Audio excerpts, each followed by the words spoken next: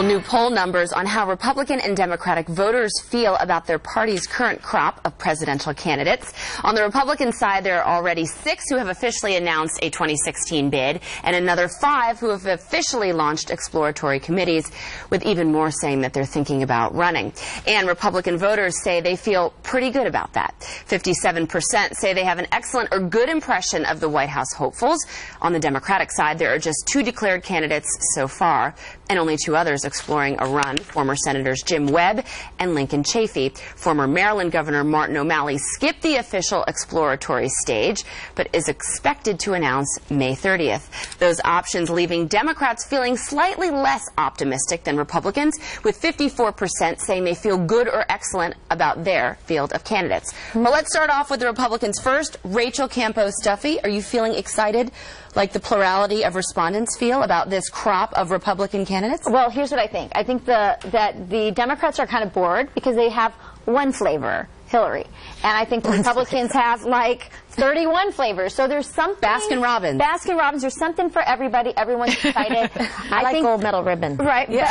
I think the question is going to be when it finally gets narrowed down, will the one person it gets narrowed down to really excite them? And that's what Republicans have to make sure that they have, that excitement level to match. Because, Sandra, some of these flavors didn't go over so well the last time. It was like, I don't know if I'm feeling this. Kimberly and I are still talking about gold medal ribbon. We love caramel. If this turns into ice cream, we're done. We're all very hungry on the couch. But, Sandra, what do you think? I mean, we've seen some of these flavors before. Honestly, the general interest in this presidential campaign is what caught my eye. I'm so thrilled to see that the number of voters who say that they're at least giving some thought to presidential candidates this early on is a major positive for America. Since March, 58% to 66% we're now seeing. So, you know, those are registered voters, by the way. I think the general interest in this campaign is rising. People are getting more and more interested. They see an opportunity for somebody to emerge on the right. You know, Hillary's been the longtime front runner on the left. Is there, you know, somebody that hasn't emerged yet? I think the general interest is a huge point to take away here. Yeah. Kimberly, is it also, I mean, let's just break it down and be real here. Okay, let's do it. Is it that people also aren't going to say, no, I hate all these candidates, and we're going to say we have a terrible field, and we're going to lose to the most corrupt woman in the history of the world? Oh, now you've done it. Yeah. I mean, what are they supposed to say? I'm not excited. Shot? Yeah. Truth serum over there. See, truth serum. Yeah, well, get her a scoop of gold medal. People, let me cheer you up with some ice cream and some John Top. I think that people are actually pretty excited about it. Will it stay that way? Right now, let's see, because Hillary Clinton, I mean, I agree with you. I just kind of think that no matter what, they're going to make it happen. But I think we do have an exciting field of candidates. I'm pretty psyched about this. And if only Mitt Romney had taken his shirt off last time. I agree with that, Kimberly. If only. Yeah. Am I right? Yes, you're absolutely right. Wouldn't have pulled my vote, but I see what you're saying. Nevertheless, the women. Show some personality. Are you excited, Mike Baker? Because you sort of gave me the squinty side eye. Yeah, exactly. Yeah, stinky side eye. I just sort of, you know, I'm glad to see the debate. You know, I think that's great, and I love the fact that it's a robust field. It's a very diverse field, and that's good. Well, here's where I'm going with this, and that's a great thing. But here's what I think: they're going to beat the crap out of each other. We're going to spend all our money. People are, you know, they're going to throw a lot of ammunition over to the Democrats. You know, as a result of this, again, realizing that the debate is important and the diversity is great. And then we're going to end up with this juggernaut anyway. And in 2017, we're all going to be smacking our heads saying, really, that's what we ended up with is Hillary Clinton. Thank you. Some truth to power. Yeah. Can I just say one thing? I just think Republicans need to be cautious. It is about likability, and that is the one place we can beat. That's the one place we can beat Hillary. She's not that likable. I'm not even sure that Bill Clinton likes her. So let's stay on that. Let's talk about one possible candidate for the Republican nomination. Wisconsin Governor Scott Walker making the rounds in Washington, and we're told he dazzled a crowd of some 80 Republican lawmakers with his knowledge of the issues and the way he took on the question of his lack of a college diploma.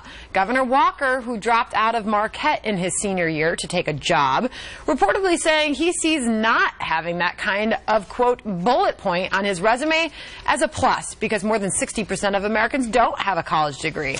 One Republican lawmaker also describing the so-called college question as elitist. Rachel, I'm going to go to you on this one. Could this be seen as an asset for a presidential candidate? No, I don't think it's an asset, but I don't think in his case that it will be a negative, because I think people are going to be looking at what his experience is. I happen to have a postgraduate degree. I think the best part about having a postgraduate degree is, or a degree in general, no. You just the dropped best part about having it, no, I think the best part about having it is that you're not impressed with people that have it. But I will say this. Yesterday he went to the Hill. You've worked on the Hill. You know how absolutely busy congressmen are. He got 70 members of Congress to show up to his meeting. There is serious interest in his ideas, and I think that's what's going to drive it. And nobody really cares about, you know, Hillary has a Wesley. Look, I mean, Obama has a Harvard degree, and look where we're at economically and in foreign policy. By the way, to Mike Baker, who says he's got 2 postgraduate degrees. I was lying. Rachel Campos-Duffy. Sorry. I'm just trying to show her up. I wasn't trying to show up. I was trying to prove it doesn't matter. But I mean, Kimberly, seriously, this is an interesting question, though. I mean, could this help him to apply or appeal to the everyday American? I think it makes him, you know, very relatable. Okay, to say that not only is a degree in, you know, education important, most certainly, but how about focus and applying yourself and getting after it, like having a strong work ethic.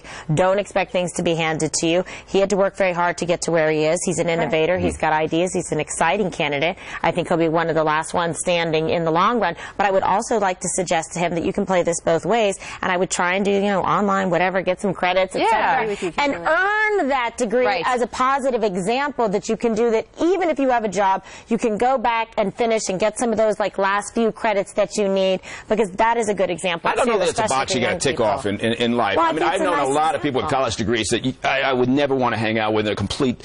I can't say that, can I? So I had to redirect because I realized we're on daytime TV. Yes, exactly. And the point being is that I've also known people who have done wonderful and great and marvelous things in life without a college degree. We've gotten to this place in life where everybody needs a college degree, and that's become a problem. Not everybody, frankly, you know, is cut out or is destined for a college degree. Well, the idea is education, I got a college degree, and it didn't do me a lot of good. Well, I think the left is attacking him for not having one, and they overreached. I mean, that was a huge mistake. Right. But, you know, what's Walker supposed to say?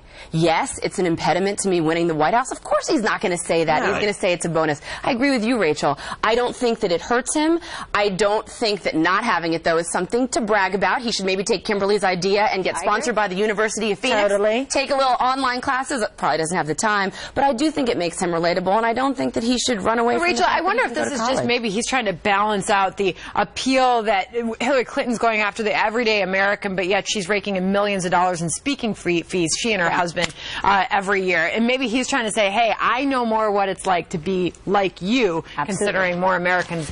Oh, absolutely, and he's made that contrast. I mean, here's Hillary, who says she's never even driven her own car in I don't know how many decades. Yeah. And then not very long ago, one of Scott Walker's campaign speeches talked about how the shirt he was wearing, the sweater he was wearing, he got at Kohl's on sale for like, you know, $4 or something. He's a regular guy. I happen to know him personally. You will never meet a more down-to-earth regular guy. But let's be clear, he's sending his own kids to Marquette University. So he does believe in education. And people want somebody to look up to aspire. They want their kids to see. All right, criticism of the administration mounting over the fall of Ramadi to ISIS. But the White House insists its policy does not need an overhaul.